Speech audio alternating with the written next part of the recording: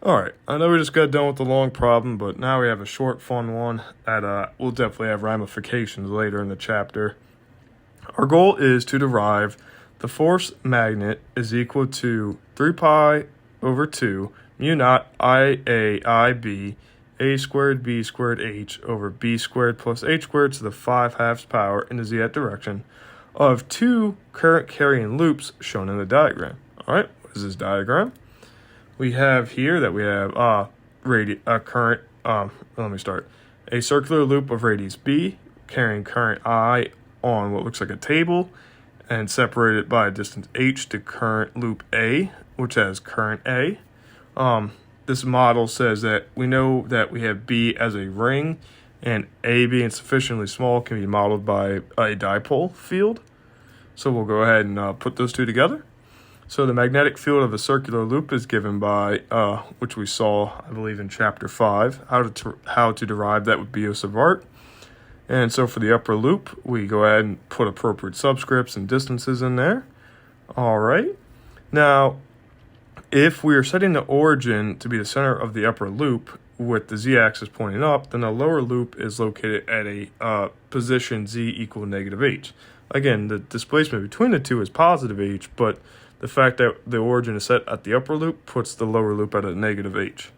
So treating the lower loop as a magnetic dipole, again, if A is sufficiently small in comparison, which I'll have to see what the text or the research paper say is sufficient in numerical terms. With the moment, dipole moment, M equals I times the vector area, which we know the vector area of a loop, a circular loop, is pi a squared.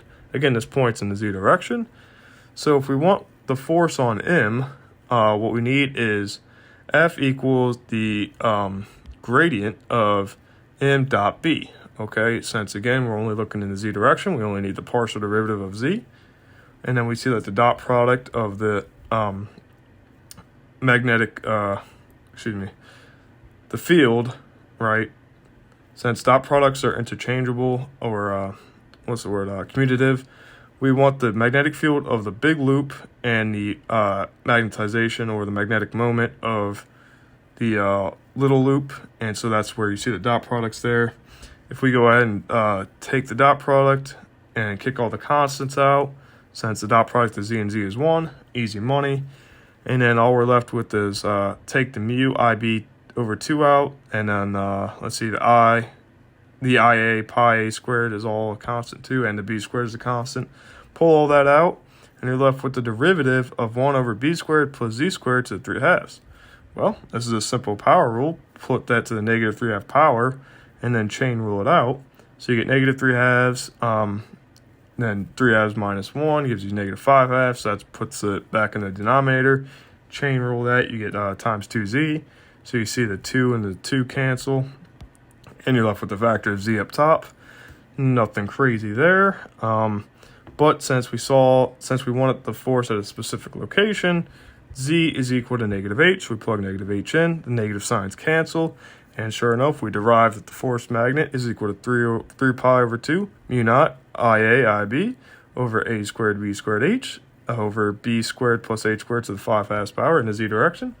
Again, take note, pretty easy to get there, but we'll come up again.